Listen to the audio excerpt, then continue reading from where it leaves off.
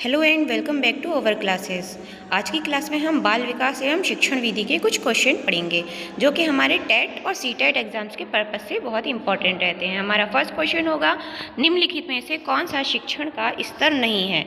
अब बोध स्तर, स्मृति स्तर, अभिप्रेरणा स्तर या प्रत्यावृत्ति स्तर।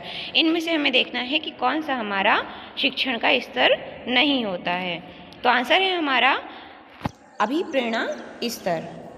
अभिप्रेरणा स्तर क्यों है, इसको हम एक्सप्लेन भी करेंगे। फर्स्ट है, शिक्षण द्वारा संपन्न शिक्षण कार्यों के आयोजन हेतु 3 विभिन्न स्वरों की उपस्थिति स्वीकार की गई है। शिक्षण के इन तीनों स्तरों को क्रमशः स्मृति स्तर, मेमोरी लेवल, बोध अंडरस्टैंडिंग लेवल तथा चिंतन स्तर रिफ्लेक्टिव लेवल कहा जाता है। इस प्रकार से चिंतन स्तर जो है वो अत्यधिक विचारपूर्ण होता है और बोध स्तर जो है वो वैचारिक युक्त होता है और स्मृति स्तर जो होता है वो कम विचारपूर्ण होता है। अतः स्पष्ट है कि अभिप्रेरणा स्तर शैक्षिक शिक्षण का स्तर नहीं है। नेक्स्ट क्वेश्चन है हमारा, विकास के मनोसामाजिक सिद्धांत का प्रतिपादन किया गया है किसके द्वारा? यानी कि विकास का जो मनोसामाजिक सिद्धांत है उसका प्रतिपादन किन के द्वारा किया गया है? स्किनर के द्वारा, थॉर्नडाइक के द्वारा, एरिक्सन के द्वारा या हरलॉक के द्वारा? तो जो विकास के मनोसामाजिक सिद्धांत का प्रतिपादन है वो एरिक्सन के द्वारा किया गया है। विकास के मनोसामाजिक विकास के सिद्धांत का प्रतिपादक एरिक्सन ने किया था। नेक्स्ट क्वेश्चन है, निम्नलिखित में से कौन सा थॉर्नडाइक द्वारा दिया गया अधिगम का मुख्य नियम नहीं है? प्रभाव का नियम, अभ्यास का नियम, तत्परता का नियम या फिर अभिवृत्ति का नियम? तो थॉर्नडाइक ने जो है वो 3 नियम दिए हैं हमारे सीखने के, अधिगम के, प्रभाव का नियम, अभ्यास का नियम और तत्परता का नियम। लेकिन इनमें से कौन सा नहीं है ये पूछा है, तो अभिवृत्ति का नियम नहीं है।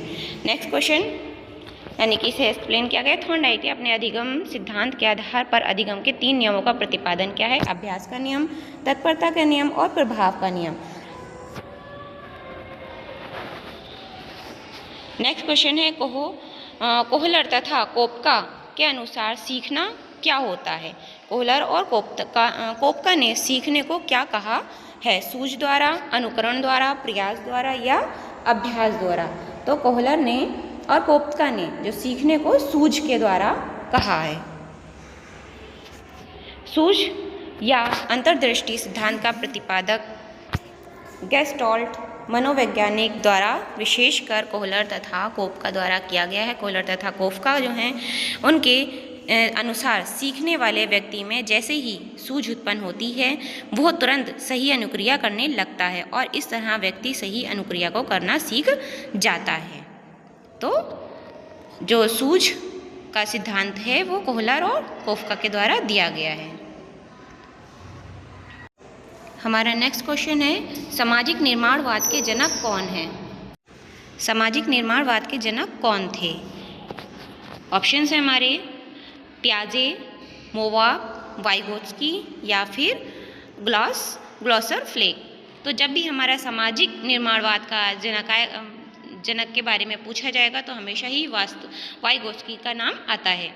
चाहे वो समाज से रिलेटेड किसी भी तरह से बात कर रही हो, समाज अगर उसमें आ रहा है तो वाइगोत्स्की का ऑप्शन करेक्ट होगा। हमारा option C is correct, Vygotsky.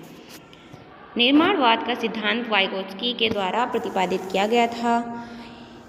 इगोर्की सामाजिक निर्माणवाद के जनक हैं और इनको ही समाजवाद के निर्माण का जनक माना जाता है और अधिगम एवं विकास एवं सामंजस्यकारी गतिविधि है जिसे समाजीकरण के संदर्भ में विकसित करते हैं। नेक्स्ट क्वेश्चन है, निम्नलिखित में से कौन सा विकास की विशेषता नहीं है?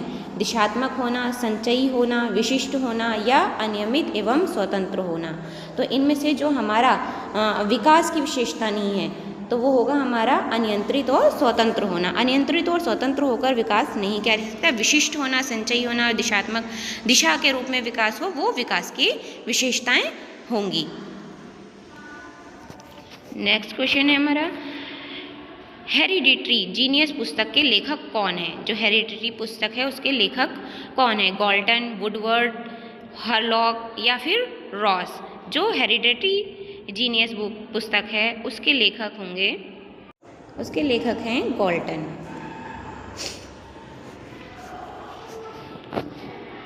नेक्स्ट क्वेश्चन है, संज्ञानात्मक संप्राप्ति का न्यूनतम स्तर क्या है? ज्ञान, बोध, अनुप्रयोग, मूल्यांकन। जो संज्ञात्मक संप्राप्ति का न्यूनतम स्तर है वो है हमारा ज्ञान।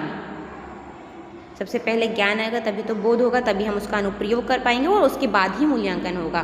तो सबसे पहला और सबसे न्यूनतम स्तर होता है ज्ञान। नेक्स्ट क्वेश्चन इज, सूक्ष्म शिक्षण का अंतिम सोपान क्या है? जब हम सूक्ष्म शिक्षण कर रहे होते हैं तो अंतिम सोपान क्या होगा? प्रतिपुष्टि, पुनः योजना या पुनः प्रतिपुष्टि या पुनः शिक्षण। तो जब भी हम कोई भी शिक्षण करते होते हैं सबसे पहले योजना, प्रतिपुष्टि वगैरह तैयार की जाती है, शिक्षण किया जाता है, लेकिन जो सबसे अंतिम सोपान होता है वो पुनः प्रतिपुष्टि, यानी कि हमने उससे कितना सीखा क्या नहीं सीखा वो आएगा। तो सी ऑप्शन इज करेक्ट।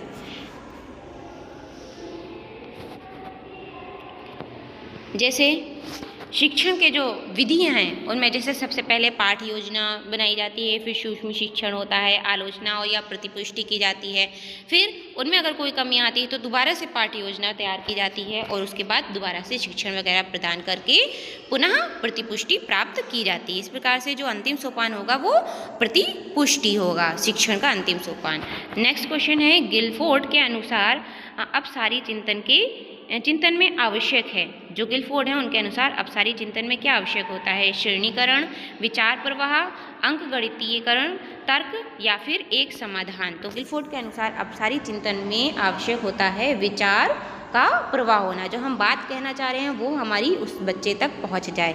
तो ये थे हमारे आज के इम्पोर्टेंट क्वेश्चन बाल मनोविज्ञान के से रिलेटेड, जो कि हमारे CTET, TET, UP TET, TGT, PGT वगैरह में बहुत ज़्यादा पूछे जाते हैं। तो मिलते हैं हम अपने नेक्स्ट क्लास में, तब तक के लिए बाय।